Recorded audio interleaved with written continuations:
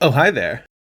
For most people, when they come across lost media, they're excited to share this discovery with the world. But there are some times when the pull of the dark side is too strong, too much for our simple lizard brains to resist, and it gets them thinking, why not? Why shouldn't I keep it? Hoarding lost media is always annoying, but it isn't always the wrong choice. There are plenty of valid reasons for keeping lost media contained. There could be legal issues surrounding it, maybe the creator doesn't want it online, and there are even some groups like arcade cabinet collectors that can sometimes view a game as a collector's item, placing value in the fact that it's a one-of-a-kind thing. For this video, we're going to go through the whole gamut, from lost media held onto by its creator, to one-of-a-kind pieces sold at auction, all the way to a case of hoarded lost media that crosses the lines into antisocial behavior and all kinds of depravity that just has no place in any community. Let's go. Of course the Juggalos would want one of their own in the White House, so I put on my best Juggalo formal wear to find out if Violent J himself would accept the nomination. That no amount of money. You gotta go places? Yeah. They give you an itinerary, you gotta get up all early and shit? The Insane Clown Posse, the Lost EPs. The Insane Clown Posse is one of the most unusual acts in all of music. Made up of Shaggy 2 Dope and Violent J, the group is based both musically and visually on their Dark Carnival mythology. Each album represents a spirit of the Dark Carnival, telling the story of souls that are judged in the afterlife through violent, over-the-top lyrics. The duo has enjoyed moderate commercial success, but at the same time have a massive cult-like following, referred to as Juggalos. Each year, the band holds their annual Gathering of the Juggalos, and they are really not messing around with this. It's a 5-day music festival that also includes carnival performers, costume contests, stand-up comedians, karaoke, and ICP's own professional wrestling promotion, Juggalo Championship Wrestling. It's really impressive how much they're able to cram into a 5-day festival. And one occasional feature of the gathering is a series of auctions of ICP memorabilia, which, from time to time, includes unreleased music. In 2018, 2 separate, one-of-a-kind discs were auctioned off, the Personal Stash EP and the Direct Message EP. The auction program for the Direct Message reads, "This one-of-a-kind, never-duplicated ICP CD contains 3 unreleased songs by the Insane Clown Posse. The first 2 tracks will be brand new, unreleased mixes of previously released songs. And the third track will be a brand new, never-heard-before ICP song. Holy f*** Juggalos."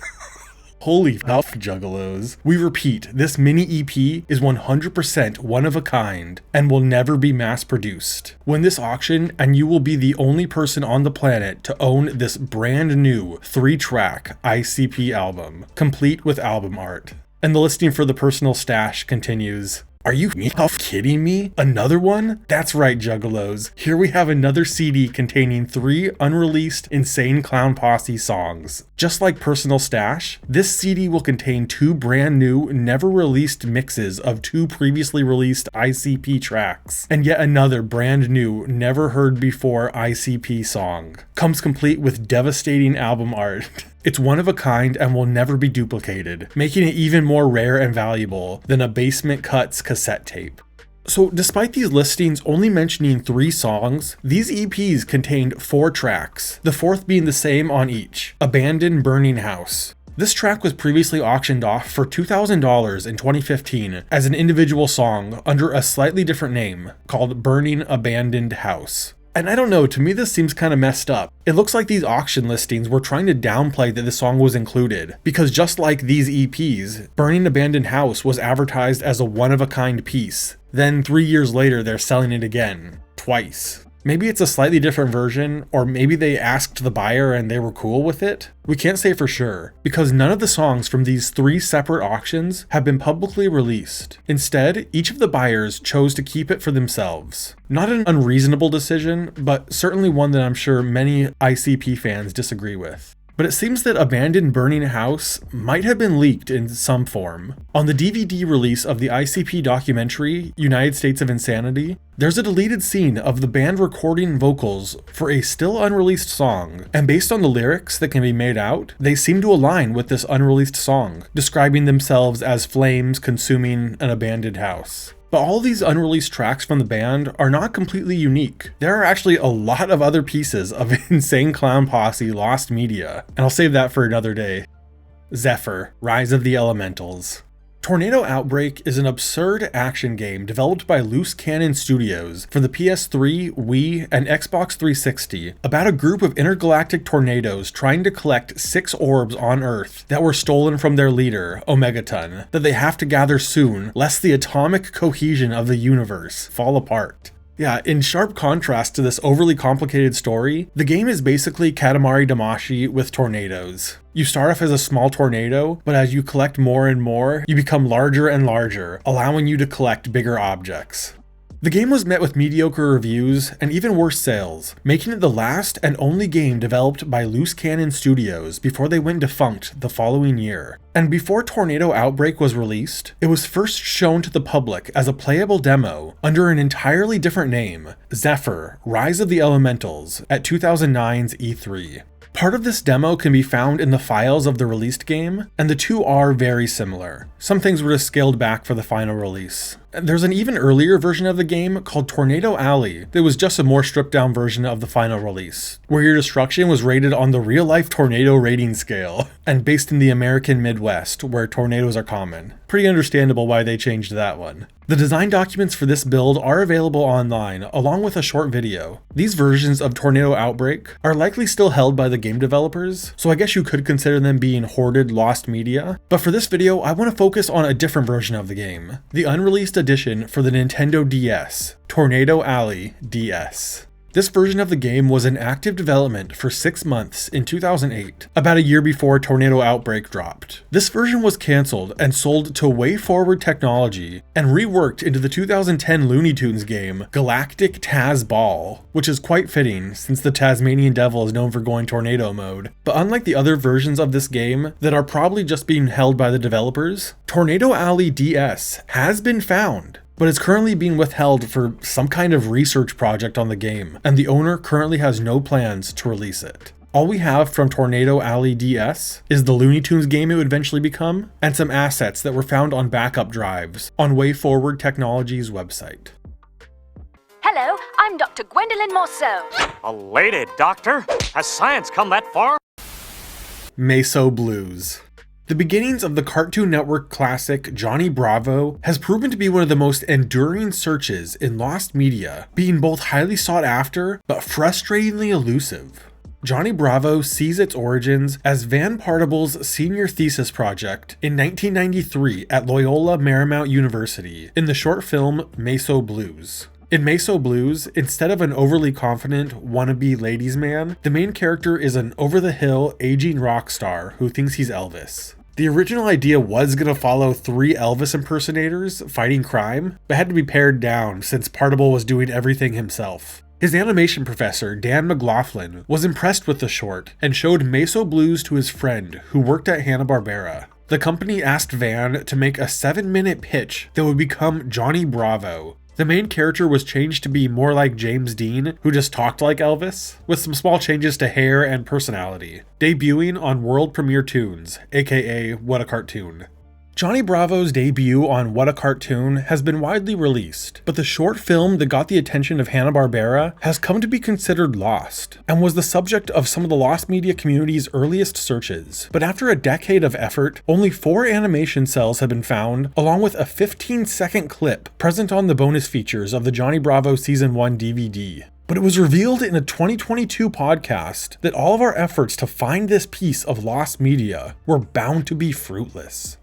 In an episode of the What's in My Head podcast with Julian Hester, Van Partible says that he is in possession of the only copy of Meso Blues, adamant that it will never be seen online. This is a devastating blow, but it doesn't mean that you have no chance of ever seeing Meso Blues. Partible is known to show the proto-Johnny Bravo short film to his friends, colleagues, and students in his animation classes. So it seems that the only way we're going to get Meso Blues if someone in one of these animation classes manages to get a video of the screening. Which, yeah, seems a little messed up to be honest. As much as I want this lost media search to come to a satisfying conclusion, finding it in this way feels a little icky, a little voyeuristic and disrespectful. Gets me thinking that maybe a video about lost media found in unethical ways might be fun. Me and My Friends. The Backyardigans is a Nickelodeon computer-animated musical kids show running from 2004 to 2013 about a group of 5 anthropomorphic animal neighbors who go on imaginary adventures in their shared backyard. It's one of those shows that's meant for young kids, but has attracted a large adult fan base too, and you might know it from some of its music that went viral on TikTok a while back. Castaways. We are castaways. Before the series was picked up by Nick, the Backyardigans went through 2 separate pilots, both of which are lost media that, unlike previous examples, these ones seem to be hoarded by a group rather than an individual. In 1998, the Backyardigans was originally titled Me and My Friends, envisioned by its creator, Janice Burgess, as a live-action series with 4 full-sized puppets. And surprisingly, based on some of the behind-the-scenes photos we've seen from this live-action pilot, the character designs remained largely the same. Probably the biggest change were 3 meerkat characters that were dropped entirely in the series proper. The live-action pilot was declined in favor of Dora the Explorer, but in 2002 they accepted the reworked animated pilot, and the Backyardigans debuted in 2004.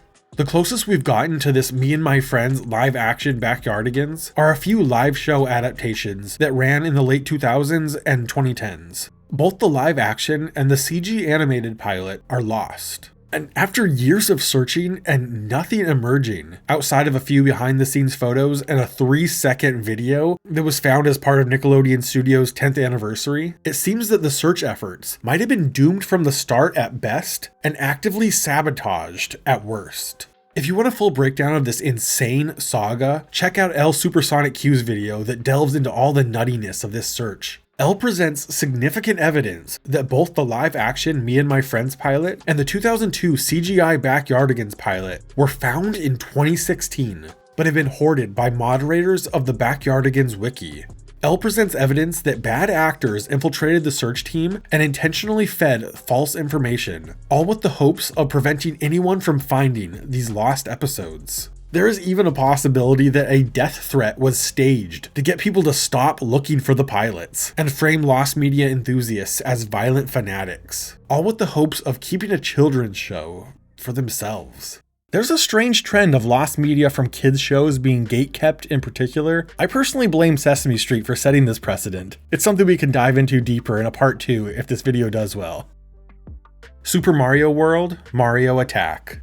In the arcade collecting scene, keeping games to yourself is fairly common. Arcade enthusiasts often see cabinets as collector items, and part of what makes them a rare collector's item is that no one else has access to them. From a lost media perspective, this is kind of alarming, like something could happen to these cabinets and then we have something that's lost forever. But in their community, it's really not so frowned upon. So there are plenty of such arcade games I could talk about. But I want to cover this strange Mario game from the mid-90s. Super Mario World Mario Attack is a Mario arcade game from 1996, developed and published by Banpresto, based on the 1990 SNES Super Mario World. It's pretty simple. In the game, Mario gets the Cape Feather power-up, floats across the side-scrolling environment, and the player has to press the game's single button to drop down at the right moment, collecting coins and power-ups.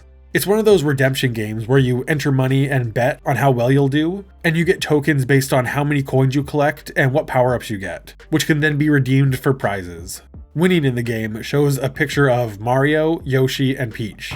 Man, they weren't even giving Luigi a crumb of recognition in '96. Which leads me to the kind of strange part about the game, that it was modeled after Mario World instead of Mario 64 that released the same year. I mean, I'm sure it's because the art style of Mario World is timeless and much easier to develop for in the mid-90s versus the then modern cutting-edge 3D graphics of Mario 64.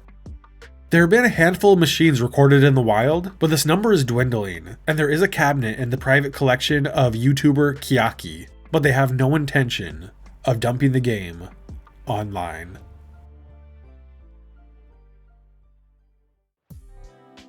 Thank you so much for watching. Consider subscribing to the channel, liking the video if you liked it, or hitting the dislike if you didn't. Thanks to my Patreon supporters, including Can You Say Rocco Mafleur, Miss Dana, and Vinny Cataldo. This is Mike with All Things Lost. I'll see you soon.